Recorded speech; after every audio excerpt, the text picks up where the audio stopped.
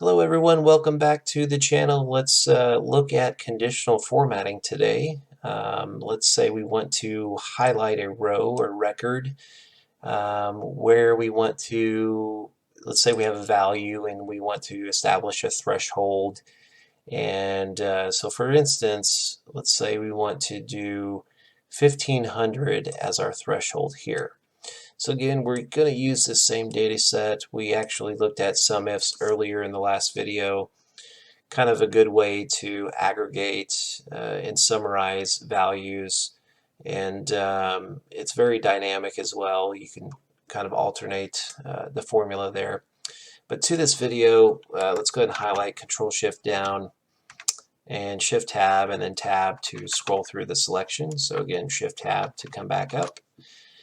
Going to conditional formatting, manage rules, and current selection will be what we need. And so this rule will apply to the current selection only. And let's use a formula to determine which cells to format. So let's enter equals if, and then we'll lock column J. If J2, we're not going to lock the row because essentially Excel evaluates and applies this formula to each cell within the current selection. So this will be J3, J4, and if you imagine this formula being entered right next to it, it'll be dynamic, and this will keep incrementing to J3, J4, etc. So if J2 is greater than 1500, return a 1, and a 1 in an Excel is determined as true. So anytime you have a formula that evaluates as 1 or true, that would turn on the formatting. So if this cell or any of these cells in the selection is not greater than 1500, we want it to be 0 or false, and that would not apply the formatting.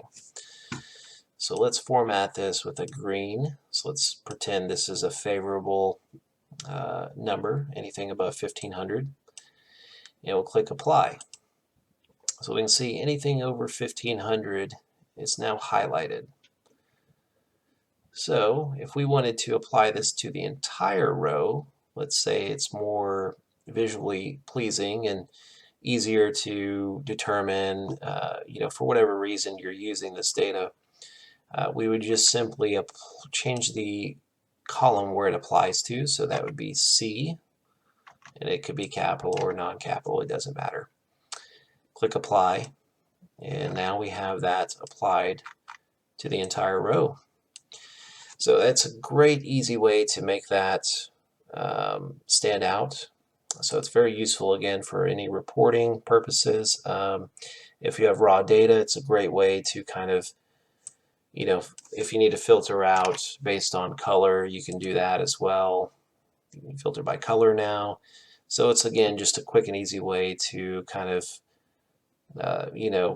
as forming a criteria to work with your data set.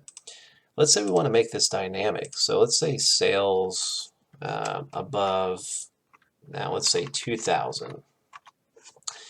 So we've got 2000 entered here. So let's go back to our existing conditional formatting rule. So we want to go to show formatting rules for not just the current selection, because we don't have any applied to this cell at the moment. So we'll go to this worksheet and we'll see our existing formula and rule for formatting. So let's edit this rule. I'm going to edit the formula here. So instead, if J2 is greater than K1, and we do want this locked because, again, this will come down and apply to our selection. If J2 is greater than K1, then return true. If not, false. So let's click apply, or OK. And then we want this to apply again to our existing selection. So that's the C2, J65. And then we click apply, and then OK. So now we can see that this is only for anything above 2000. Only above 2000. And then this is dynamic. So 1500, let's say anything above 500, which will be everything. We want to have anything above 2300. Very few now. So I hope that you like this video. Please like and subscribe. Definitely more videos to come. I would enjoy any comments and feedback. Hope everyone has a great day. Thank you very much.